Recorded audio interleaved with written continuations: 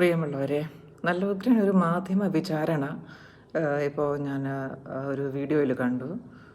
എന്താണേലും ഒന്നും പറയാനില്ല, ജസ്റ്റ് നിങ്ങളൊന്ന് കാണുക, അതിനുശേഷം ബാക്കി ഞാൻ പറയാം. യൂത്ത് കോൺഗ്രസ് അധ്യക്ഷൻ രാഹുൽ മാങ്കൂട്ടത്തിന്റെ രാജിക്ക് കാരണമായത് റിപ്പോർട്ടർ TV പുറത്തുവിട്ട ടെലിഫോൺ സംഭാഷണമായിരുന്നു.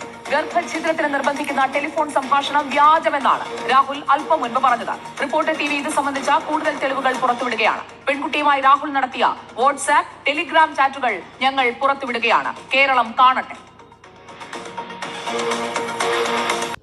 പ്രിയമുള്ളവരെ, ഞാൻ ഇനി കൂടുതലൊന്നും പറയേണ്ട കാര്യമില്ലല്ലോ. പക്ഷേ എൻ്റെ അഭിപ്രായം എന്ന നിലയിൽ ഒന്ന് രണ്ട് കാര്യങ്ങൾ കൂട്ടിച്ചേർക്കാനായിട്ടുണ്ട്.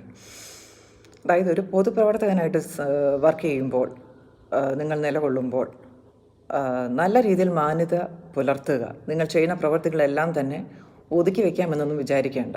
കാലം മാറിയിരിക്കുന്നു, എല്ലാം തന്നെ വെളിയിൽ വരും.